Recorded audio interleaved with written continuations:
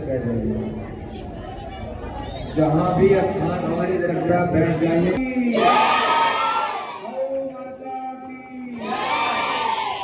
सनातन धर्म की।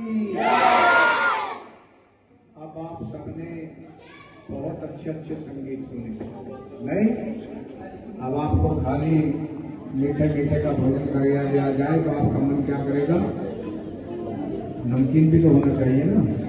और सीधी को मन करके बच्चा कोई भी आवाज माने, हमारे भाई बैठे आज गोयल जी, उस बच्चे को प्रसाद मत देना, ठीक है? और खड़ा कर देना यहाँ बोली, ठीक है? सभी बैठे बिल्कुल शांत रहेंगे। मात्र 15-20 मिनट का आपके सामने कोई प्रवचन देने नहीं आए हैं, लक्ष्य और उद्देश्य दिखाने के लिए आए हैं कि हमको करना तो है, ठीक है? अच्छा एक बात बताइए, गायत्री मंत्र, महामंत्र, गुरु मंत्र किन किन पर आता है? हाथ उठाइए। गायत्री मंत्र कौन कौन बोलते हैं? सब पे आता होगा, ऐसी बात नहीं है। जोरदार ताली बजाइए जिन पर नहीं आता है उनके लिए। कौन कौन भाई बहन गए हुए हैं, किसने देखा है शांति, वो भी हाथ उठाए। क्या बात है। ताली तो उसके लिए बजवाई जाएगी ना जिसकी मेजोरिटी होगी, नहीं? उनके लिए बजाइए जो नहीं रहे। क्योंकि जाके जिसको मिशन से विषय पता है वो तो आना ही आना था उनको, लेकिन भाव में उनकी देखिए जिनको मालूम नहीं है। भगवान कृष्ण जी को किसने देखा है? आप बताइए। भगवान राम को देखा, लेकिन श्रद्धा और निष्ठा भगवान राम के प्रति, भगवान श्री कृष्ण जी के प्रति आप लोगों की कितनी प्रगाढ़ करता है। इसी प्रकार से जिसने किसी तीर्थ को नहीं देखा और उसकी श्रद्धा का जागरण हो जाए उसको कहते हैं भावना से श्रद्धावान, ठीक है? तो गायत्री मंत्र का हम भाव बोलेंगे और फिर नाम बोलेंगे, सभी बोलेंगे।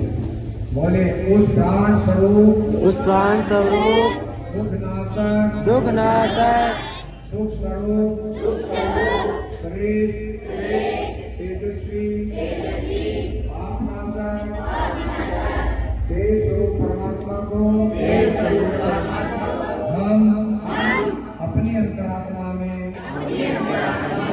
धारण करते हैं।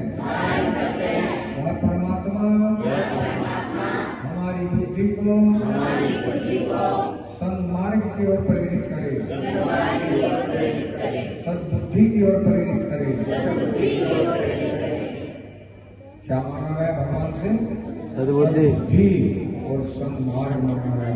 आज बुद्धि तो सबके पास है ना?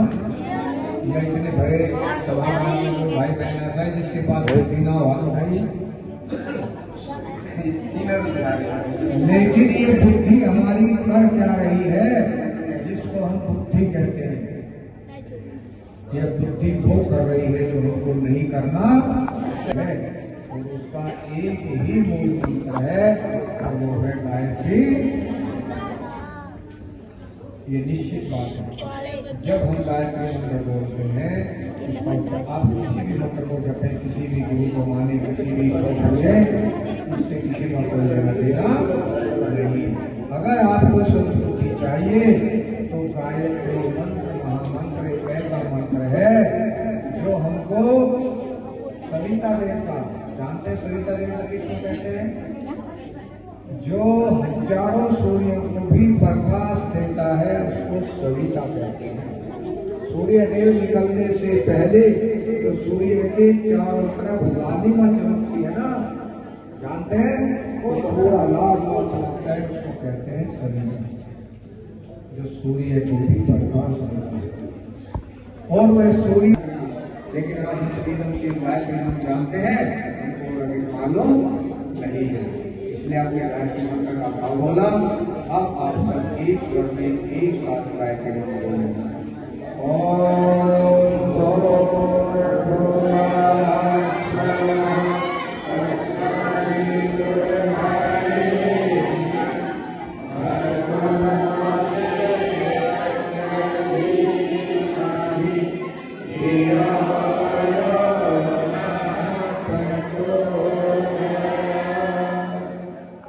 इसके पश्चात हम गुरु का आह्वान करते हैं। गुरु कौन होते हैं?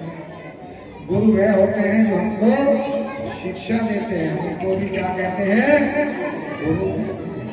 और जो हमको किसी भी प्रकार का कोई भी कार्य सिखा देते हैं, हम उनको भी गुरु कहते हैं। लेकिन सदगुरु कौन होता है?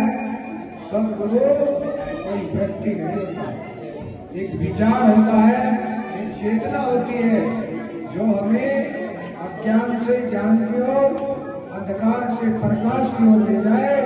उस चेतना का नाम सदगुरु होता है। और सदगुरु की महिमा आज गुरुओं की कमी नहीं है। क्या समझे? आज गुरुओं की कमी नहीं है।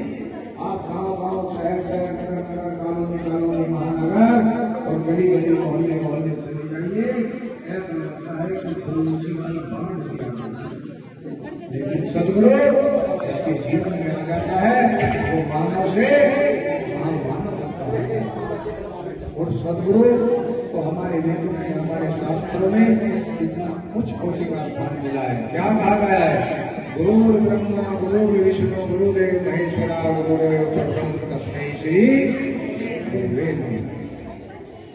और एक संत ने तो बहुत बड़ी बात कही है। क्या कहा है?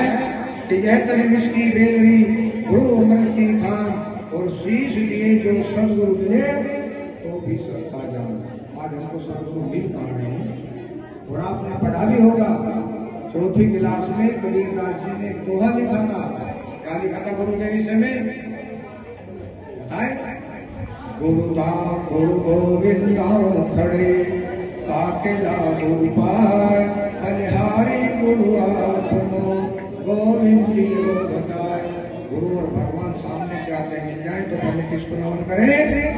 गुरु को नमन करें। गुरु से ज्ञान मिलता है, गुरु से भगवान मिलता है, गुरु से जीवन मुक्ति मिलती है। जिस दिन हम गुरु और सदगुरु के अंतर पहचान जाएंगे, हमारा जीवन धन होता हुआ चला जाएगा। आज तो हम बनने में चाहते हैं, कोई बता देता है कि ये परेशानी है, 21 रुपए का प्रसाद बांट दीजिए, 51 का प्रसाद बांट दीजिए। और किसी कोई समस्या हो तो 1 रुपए का प्रसाद बांट दीजिए, भगवान को सो जाएंगे। भगवान अगर पैसे से खुश होते तो हमारे इस देश के, इस एशिया के सबसे बड़े रईस कौन है मालूम है? मुकेश अंबानी, भैया अंबानी के पुत्र। भगवान उसी के होते हैं। भगवान अगर प्रसाद से मिठाई से खुश हो जाते तो आपके क्षेत्र में कहीं ना कहीं घेवर मिठाई सब भगवान उसी के होते हैं। भगवान भक्त की श्रद्धा के, निष्ठा के भूखे होते हैं। भगवान को भौतिक वस्तु से कोई लेना देना नहीं है। इसलिए गुरु की महिमा बहुत कुछ कोटि की गाई गई है। और आप गुरु का आह्वान करेंगे। ओम अखंड मंडलाकारं व्याप्तं येन चराचरं तत्पदं दर्शितं येन तस्मै श्री गुरुवे नमः। परम पूज्य गुरुदेव ब्रह्मप्रिय माता जी माँ गायत्री के संरक्षण में हमारे इस कार्यक्रम के भाई साहब आयोजक जो कई दिन से हमारे साथ इस ज्योति कलश यात्रा पर चल रहे हैं, गायत्री परिवार के इस जिले के आत्मीय भाइयों बहनों और इस गांव के सब भाई बहन जो पहली बार ऐसे आयोजन में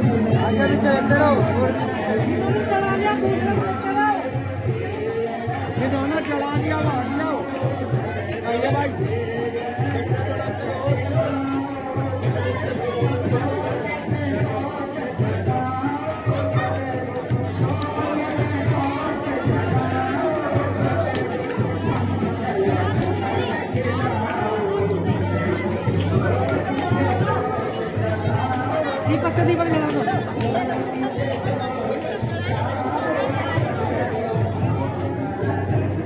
ये भी लगते रहो अगरबत्ती।